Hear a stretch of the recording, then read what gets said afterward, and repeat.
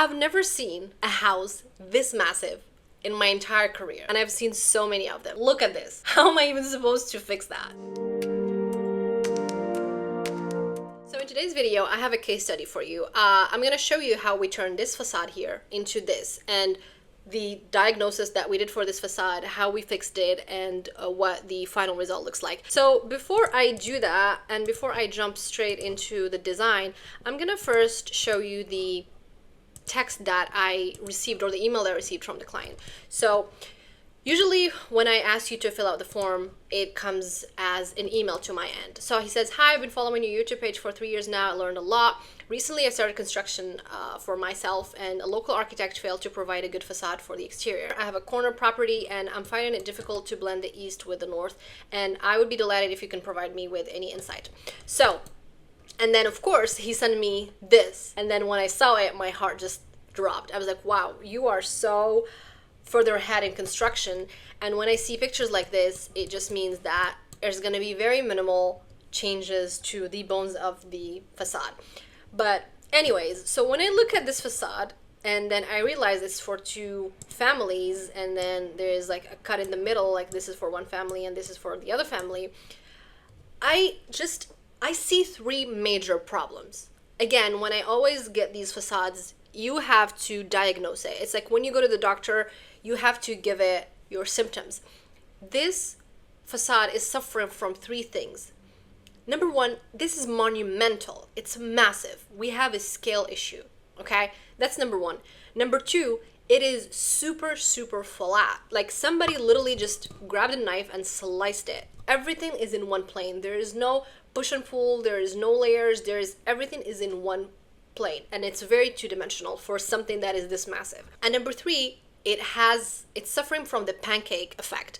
I covered this in my Singapore project that looked like this, and I also they have a similar thing where they're both very massive and both very bulky, and they both have a stacked effect where like it's super repetitive and it's very predictable. Like this is the same as this is the same as this, same as this, same as this.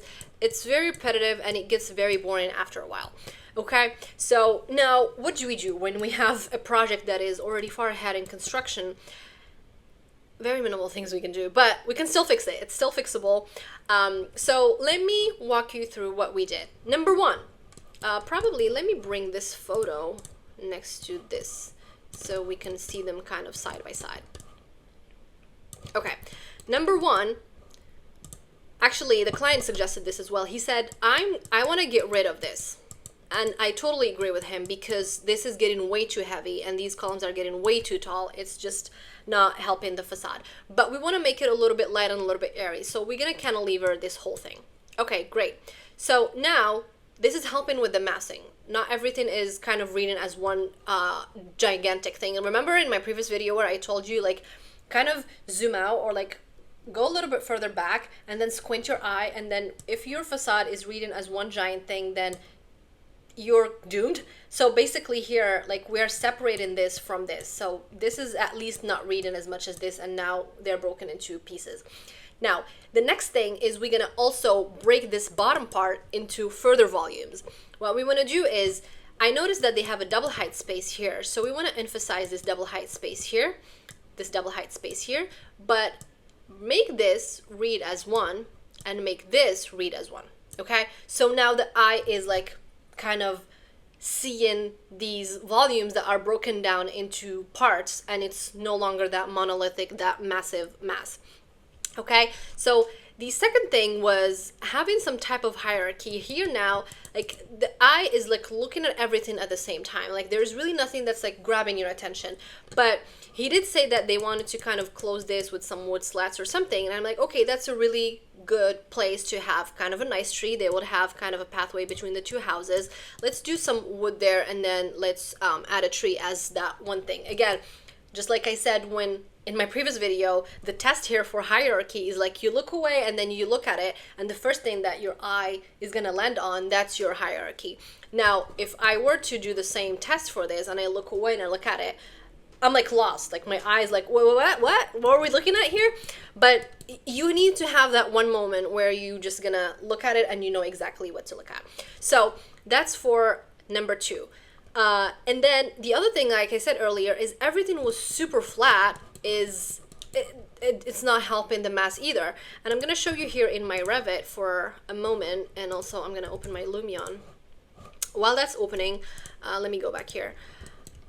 We want to have a little bit of depth. Now, you see how these columns here are reading, like I said, as somebody like literally sliced them and they're looking so flat. What we want to do is we want to have some depth to the columns. So you see how the columns now, there's like this back part and then you have this front part here. Let me see if I can show it to you here. You see how like this is in the back and then these two lines are forward? That depth is doing so much to the facade, you have no idea. Like if I remove that, you will see it. And the eye takes all these things for granted. Like I said in my previous video, I was explaining why the brain is very obsessed with shadows, is because it wants to experience this architecture thing as a three-dimensional thing. It's a spatial thing. It's a building. It's not a sheet of paper that's flat. It wants to see that depth. And then one way for the eye to really see depth is through shadow. And as soon as the eye spots that shadow, it's like, okay, now I know what I'm looking at, and this thing has a spatial or a three-dimensional look to it. So the eyes really appreciate that. Now, after that, we want to also add some texture to the facade. The facade here was like super flat, the white thing. They have this beautiful double height space that I feel like they weren't really taken advantage of. And this was something that the client actually told me. Let me see if I can show you the first draft. This is the final draft, and this is usually the first draft. Like the way I work is just a quick workflow thing is I get the email from the client, and we have an introduction call, and then I give them the first draft, and then they give me feedback, and then I give them the final draft. So this was the first draft, and then one of the feedback that the client gave me, he said, can we have, instead of these aluminum wood looking thingies, can we have a concrete kind of pattern? And he sent me some websites. This project was in India, by the way. I didn't mention that at the beginning, but he gave me this product here, and I used this, and I really like it. I was not expecting finding something that I like, and I think he wanted like a wabi-sabi kind of an organic look, and I think this really fits the vibe. They also wanted to have some privacy panels here, because this window right here is a kitchen, and I didn't have anything there, and he said, can we add that? And then he sent me another website, or was it the same? I think it was a different website, and they has this breeze blocks. And again, this is something that they used to use back in the days in Morocco a lot, and it creates privacy, and at the same time it creates shadow. And I always had this thought that it might not look nice in a modern house, but then I was again very pleasantly surprised that it really fits this style of the house. So again, this is some privacy panels, and all of these things, again, it's adding that texture, it's adding that richness. The facade is coming to life. It's no longer very sterile. It's no longer very two-dimensional and like a sheet of paper. It has a soul to it, basically. It has a personality and it has a character to it. The other thing was, this was a law that also belonged to the client that they were going to use as a backyard. And then you will also notice here how the wall, I have them at an angle, and it's all about to create that depth, because right now I really don't have much to work with. The building is getting built as we speak. As I'm designing, they're already like beating me to the next floor and the next floor. So all I can do is having these illusions that I have depth where I actually don't. So let me see if I can show you in my Revit model here. You see how this wall right here is at an angle? So that's something that we want. It has that depth, and it creates like that three-dimensional look that it's like receding to the back. Now let me go back here. So what else did I want to mention? The other thing is also having all these little steps in the ceiling, in the soffit, and again, those help kind of the thing reads as if it has layers where it actually doesn't. So all these visual tricks because I always get brought up so late in the game, and I'm like trying to like get all these tricks out of my toolkit. But okay, so now let's go to the other side. The other side, to make matters worse, the client said that they're gonna have a blank wall here, and that's why he was saying in his text earlier, I am having trouble connecting the north to the east. I'm like, you're gonna have a blank wall? for this giant building, he said, yeah, I'm gonna have a blank wall. Well, he's gonna have some glass and thing, but mostly it's gonna be blank. I'm like, oh my God, what are we gonna do? So it's, again, all about not having that flat wall. So I'm thinking, what kind of elements can I introduce that, number one, is gonna connect the east to the north, but at the same time is gonna create some depth so the wall doesn't look like it's just a blind dummy wall. So luckily they got a stair here so that we can have some glass, and then they had a balcony here which really helped, but the rest, which is like the majority of the facade, is just a blank wall. So I grabbed some of that concrete that I showed you earlier from here, and that we also have it here, so to there, connecting.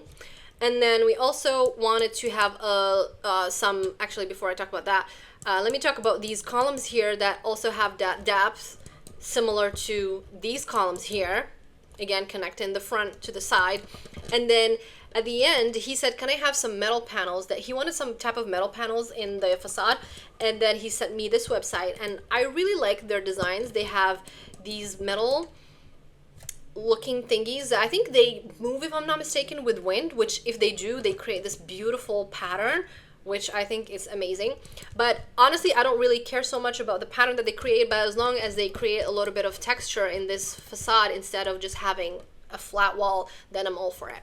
Okay, so I think that's pretty much all the tricks that we used here. Again, some of the diagnosis was monumental, break down the scale into many portions and many volumes. Number two, when you have a stacking effect, make sure they are broken down, they are receding, there's push and pull. And then number three, a flatness, it's all about having those shadow lines and creating that depth. So again, this is everything I wanted to cover in this video. If you're struggling with your facade and you don't really know how to fix it, feel free to fill out this form here and let me know. I will reach out to you and see how I can help. If you want to learn more about facade design, I'm gonna have a playlist here of all the videos I've done over the years. And last but not least, don't forget to like, subscribe, do all that fun stuff, and I will see you in the next one. Bye!